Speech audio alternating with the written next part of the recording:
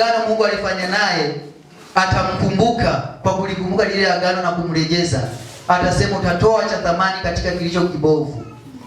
Kwa hiyo kwa maji yakiwa yameshafunguliwa yatakuwa yana uchafu ndani yake, lakini Mungu kwa kuwa yeye ni mwingi wa rehema, anajua alichokifanya, agano aliweka naye, atamrejeza tena, atarudi kuwa mpya, japokuwa hatafikia ule upya wa kwanza. Amen. Ila atatumika kwa nguvu zake sana. Amen. Kwa sababu neema ile ya kwanza iliyokuwepo kwake ya kufanya mambo kwa wepesi itakuwa imeondoka. Hivyo kwa vijana ninapenda kuwashauri, na mimi nikiwemo, unapokuwa unahubiri haimaanishi unahubiria wengine, hata mimi najihubiria pia. Maisha yao vijana wanayopitia hata mimi nayapitia pia. Changamoto wanazozipitia hata mimi nazipitia, lakini kila mtu aweze kujidhibiti mwenyewe. Aweze kujiongoza mwenyewe. Ukijua hiki unachofanya ni kwa faida yako mwenyewe. Ukiharibu maisha yako hata umia mtu mwingine, ila ni wewe pekee ndo utaumia. Utajichelewesha kwenye hatima yako. Utachelewa kufika mahali unapotakiwa kufika kwa wakati ambao Mungu alikuwa amekusudia. Amen. Vijana wengi wanaangukia kwenye mambo mabaya, lakini Mungu anakuwa anatusaidia. Nilikuwa nasema habari za yule pepo anaitwa Napoleoni. Kijana anapokuwa ameshakamatwa, ameharibu yale maisha, ndugu zake wote wanamchukia kwanza. Anaweza kafukuzwa nyumbani, akakosa pa kwenda, akienda kwa ndugu anamfukuza. Lakini lengo sio kwamba wanamfukuza wamtaki, ni ile roho ambayo imekaa ndani yao imetia uzito kwenye mioyo yao, hawaoni. Wanakuja kushtuka. Kijana akiharibu maisha yake, ndipo wazazi wanashtuka, wanaanza kukumbuka, jamani fulani yuko wapi? Wanakuja kukumbuka mtu ameshaharibikiwa na yule pepo. Akishaona hivyo ameshafanikisha lile jambo ambalo litaka kumuondoa kwenye njia, kwa sababu ile ni nguvu, wanakuwa wanashindana. Mungu na shetani wanamshindania, wanataka kijana. Mungu anataka kumwekeza vitu vyake ndani ya kijana, na shetani pia anataka kuwekeza vitu vyake ndani ya kijana. Hivyo kijana anatembea, anakuwa anavutwa pande zote, anashindwa kuendelea. Akienda mbele, akikutana na mshauri mbaya, anamfuata huyo. Akija upande wa Mungu, anakutana na mtu anamshauri vizuri, mtumikie Mungu, lakini anashindwa. Lakini akisha haribu maisha yake, ndipo anaanza kukumbuka, nasema ni kweli natamani kumtumikia Mungu. Anarudi, lakini unarudi maisha yako umeshaharibu. Hazina zile ambazo za thamani Mungu alikuwa ameweka ndani yako hazimo tena. Maisha yako yatakuwa ya taabu. Tunashindwa kufanikiwa wengi kwa sababu maisha tuliharibu, au tulianza mambo kabla ya wakati haujafika. Amen. Kijana anapaswa kusimama kama nguzo ya kanisa. Mahali popote palipo na kijana, mambo yanatakiwa yanaenda kwa wepesi. Hakuna sehemu yoyote kijana hahitajiki. Kanisa linamhitaji kijana. Kuna mambo yanahitaji nguvu, yanahitaji akili za haraka, kwa sababu kijana tumesema ni kama mche mororo. Mti au mmea unapokuwa unaota, hata ikiwa ni jangwani, hata ikiwa ni ardhi ni ngumu kiasi gani, ule mche unapenya, unatokeza, unaota. Kwa hiyo ni kama kijana. Kijana anaweza kufika mahali popote. Kijana anaweza kufanya jambo lolote na kwa wakati wowote. Anakuwa bado ana nguvu. Hata Biblia inasema mkumbuke Muumba wako siku za ujana wako. Kwa maana hiyo, umkumbuke Mungu ukiwa bado na nguvu zako. Umtumikie Mungu ukiwa bado na nguvu zako. Utakuwa wa ajabu sana umetumia maisha yako bila kumtumikia Mungu. Kwa sasa hivi tuliambiwa ukiishi sana ni miaka 70 au 80 ukiwa na nguvu. Sasa jiulize, ndio na miaka 80 kwa umri wetu kwa sasa hivi, kwa kizazi hiki tulicho nacho, tuache cha zamani. Wao walikuwa na nguvu sana, walikuwa wanaishi miaka mingi. Una miaka 80 ndipo unasema na wewe unasikia wito wa kumtumikia Mungu. Wakati huo hata kutembea ni shida. Unahitaji sasa uje kwa vijana uanze kuwafundisha. Kutembea kwenyewe mpaka ushikiliwe. Alafu nasema Mungu ameniita, ameniambia niende nimtumikie. Hautaenda kumtumikia Mungu bali watu ndio wataenda kukutumikia. Kwa sababu hautakuwa na nguvu. Kama hapa tunahitaji mtu atakayesema, atatuambia mnatakiwa mfanye jambo hili na hili. Sasa wewe umeshamaliza mambo yote. Hauna jambo jipya ambalo unaweza kutufundisha sisi vijana. Na itokee sasa neema yako ni kama ya watu wa zamani walikuwa wanaamini mtu akiwa mzee ndo anaanza kumtumikia Mungu, au amefanya kazi zake ameshastaafu ndipo anapata wito wa kumtumikia Mungu. Itakuwa changamoto kwa kizazi hiki cha 2000. Amen. Kwa sababu wewe utakuwa na mambo ya miaka hiyo ya zamani, wao wanaenda na wakati. Amen. Tunahitaji kusifu tucheze hapa, wewe unasema kucheza ni dhambi. Ndio, sawa. Tunahitaji tufanye mambo kwa wakati, wewe unasema Bwana anahitaji mambo kwa utaratibu. Sasa huo utaratibu, na vijana wanakuja wanahitaji muziki wapige, wewe unasema sasa hapa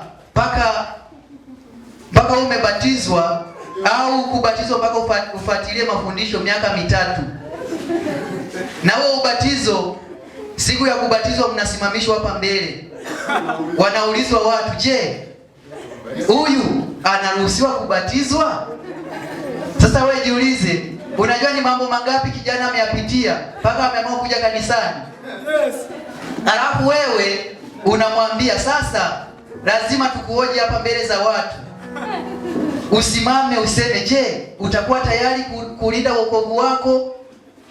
Utakubali kusimama kama jinsi tunavyotembea? Sasa unalazimishwa hata jinsi ya kuvaa. Lazima uvae koti kubwa kama mlinzi wa serikali za mitaa. Simaanishi serikali wanavaa hizo koti kubwa, lakini walinzi wanavaa makoti makubwa kwa sababu ya baridi. Amen. Unalazimisha kijana aje amevaa suti au koti inafika huku kwenye magoti. Sasa suruali nayo wanasema chini kadiria. Kwa unakuta ukitembea kama ni mwembamba upepo na kupeperusha. Kwa sababu suruali kubwa, alafu koti kubwa, ndipo wanakuambia sasa hapo ndo kijana anamtumikia Mungu. Hapo ndipo anatumika vizuri. Lakini mambo yamepitwa na wakati. Mungu anaenda na kizazi kadri kinavyokuwa kinabadilika.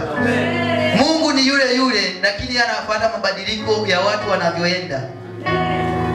Hivyo ni vizuri au tusikie vizuri kuwa chini ya Apostle Kikombata. Pia ni mtu pekee ambaye naye bado ni kijana. Kanisa letu sisi tuliambiwa kijana anaishia miaka 60. Sawa. Kama sijasahau, nakumbuka baba alisema kijana wa hapa anaishia miaka 60. Kwa hiyo jamani, msijifichie kwenye familia kwamba nyinyi ni wazee. Tunawatambua kama vijana. Hivyo tunapokuwa tunahitaji michango au tunahitaji chochote cha kusapoti, tunaamini kanisa zima ni vijana, wachache ndio sio vijana. Lakini tunahitaji sapoti zenu kwa vijana. Hata msipohudhuria ibada zetu, lakini tunajua ni kijana ambaye hajafikisha miaka 60, tunamtambua kama kijana. Hivyo vijana tuna nguvu. Amen. Kwa sababu Mungu amesema nimewaandikia ninyi vijana kwa sababu mnazo nguvu. Pia nimewaandikia ninyi vijana kwa sababu mnazo nguvu za kumshinda yule mwovu. Amen. Na sisi vijana ni kweli tuna nguvu, tusizitumie sasa vibaya. Kwa kuwa tuna nguvu, tusizitumie tofauti na jinsi inavyotakiwa. Tuna nguvu za kumtumikia Mungu. Tuna nguvu za kusapoti maono. Yes. Amen. Niwashukuru wote au niwapongeze kwa kila mmoja ambaye amehakikisha swala hili la madhabahu limefanikiwa.